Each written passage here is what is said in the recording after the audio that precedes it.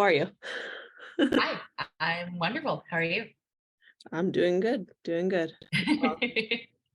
I watched Daughter the other day and absolutely loved it. I thought it was just surreal, but it had like a nice vintage feel, like all at the same time. It was great. It's great. Yeah, yeah, that Um, was the intention. that's good. That's good. Um, Yeah, how did you come to be a part of this project? yeah. Was there from the very impetus of it. It was me and Corey.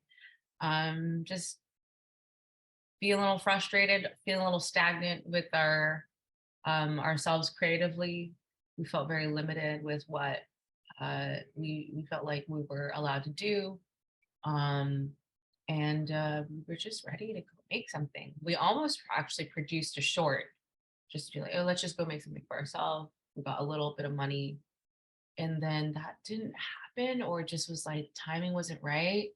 And then we just kind of looked at each other and was like, well, and then I think uh, he suddenly had a little bit of access to some investment for something larger, and he's like, I think I want to make a micro budget. And he asked me what I wanted to do as an actor, and I was like, I'm ready to play a lead, I'm ready to stretch, I just want to be challenged. And then we knew Ian and Elise as well, who played brother and mother.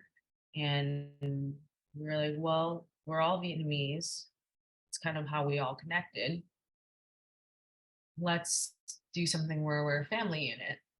And Corey started writing something and kind of abandoned it, and then was like, I want to make you a family unit, but I don't want to do like a straight on family drama. That's not what he wants. He's interested in making as a filmmaker.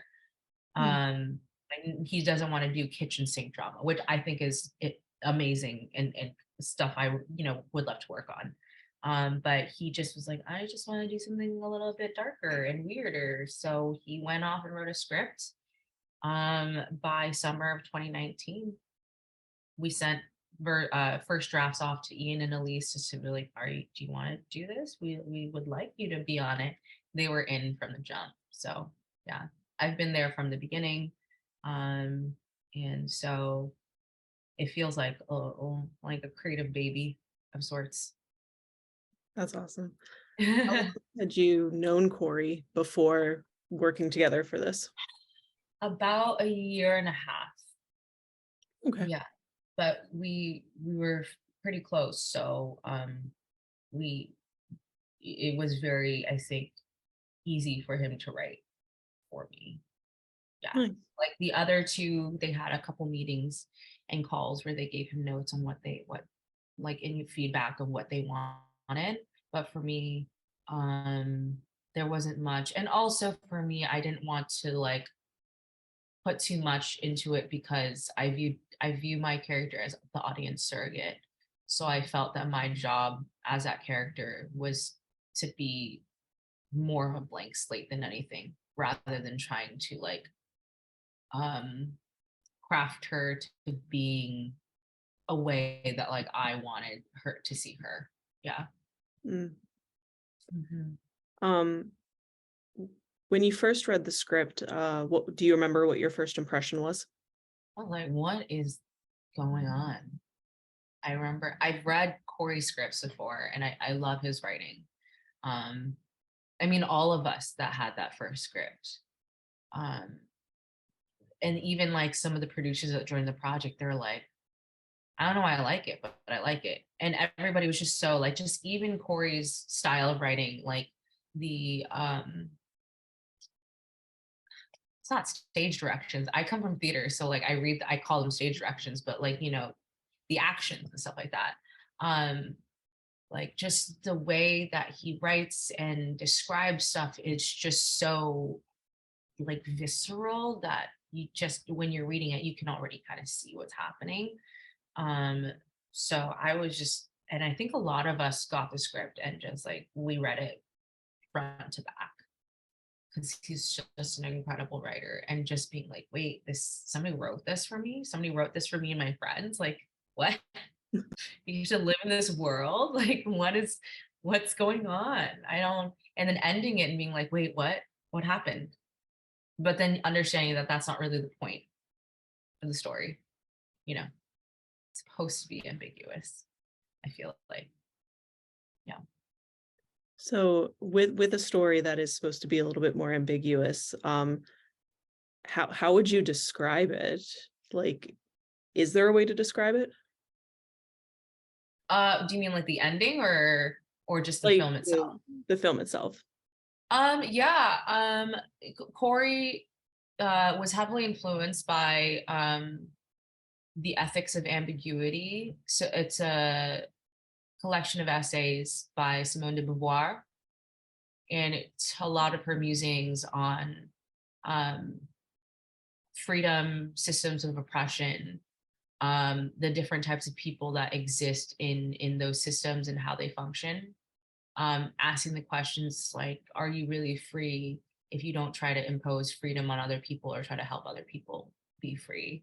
And you can see those influences on that. So we've always talked about how Daughter, the film, is it's a chamber piece about this family, but each family member, and the piece is an allegory, a much bigger allegory, and it's a microcosm of like of a bigger society, um, of a system of oppression, where the person that is like father who creates that system weirdly becomes bound to it because he has to believe his own rules and weird work reality that he creates. And is he free because he's bound to his rules?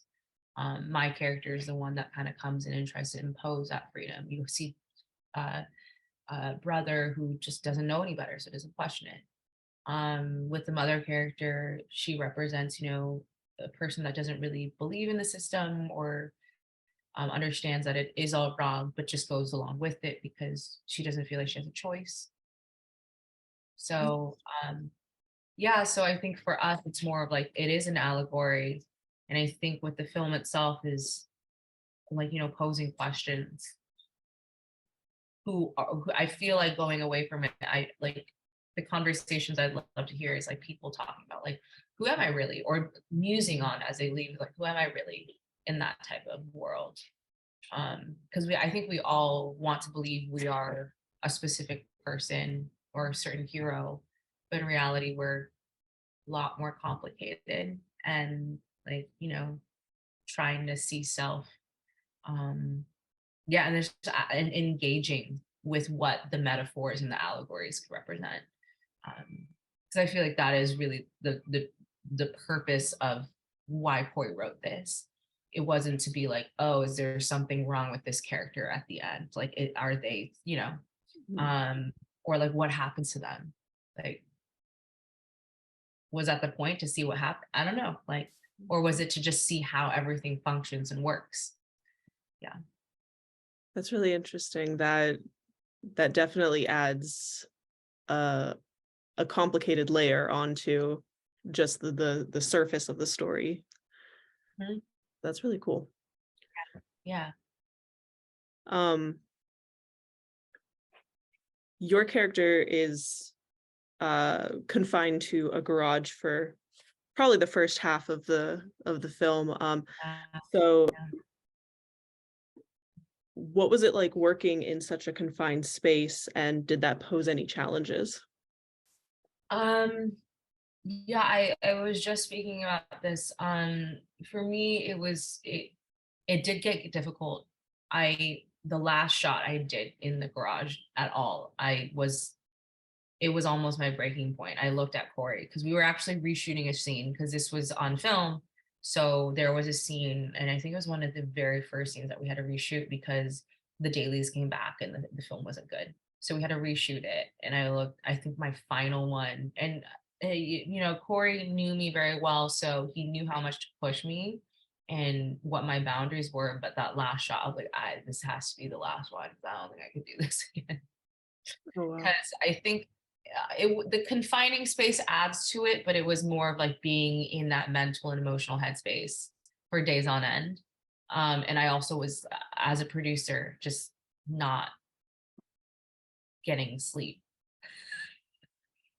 And then, like in the back of my head, it's like that thing of like juggling my scene work and my performance along with like paperwork and making sure that I felt a responsibility to make sure everyone felt taken care of. So just doing so much, and then you go into the super focus level, and it was a lot. But yeah, the last time we shot, the last um take I did in the garage, I left it and was like, I think I went somewhere and I cried, and I was like, oh, I get why actors go to therapy now.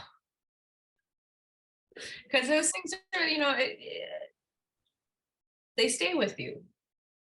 Even if it's just in your body, like I can walk away out crying through a scene and just start laughing with people. But if you really go there, it's just this residual thing that's like physiological. So just to constantly go down into something, dig deep into something that is really dark, um, it can put you in a place. So um I understand why we hear all these stories about these actors who go into a very dark place after performance and sometimes don't have a point of return. I thankfully it was a 6 days. It wasn't like 2, 3 months of my life being locked up in a room. That's good. That's uh, I can't imagine what that would do to anybody. Yeah, yeah. I mean, we all talk about Heath Ledger, R.I.P. And I was like, I don't know why he locked himself up, and I know it was for the performance, but I was like, you didn't force yourself in a room for hours on end with no contact. But people do what they got to do to get that, to reach that little point in their craft, right? Yeah. I just got the wrap up signal. So before I let you go, is there anything else that you'd like to add? Anything else I would like to add? I mean, to anyone watching this, if the film is playing in your city, please come out to watch it. It is on 16 millimeters, so like it was made to be seen on a big screen. And as you said, it has this vintage vibe, like all the imperfections, even has like, this B movie type of vibe. So it just looks incredible on the screen. Um, we had an amazing composer that Corey worked with. So I really love the score as well. It should be seen and heard in a big theater in the dark. Um, but then if you can't, we're going to be on demand everywhere. So please watch the film. And like, I don't know, find us on social media and tell us what you thought. I am very excited to watch people be very uncomfortable. Yeah. That's a good word for it. Uncomfortable. Yeah. All right. Well, great. Thank you so much. Thank you.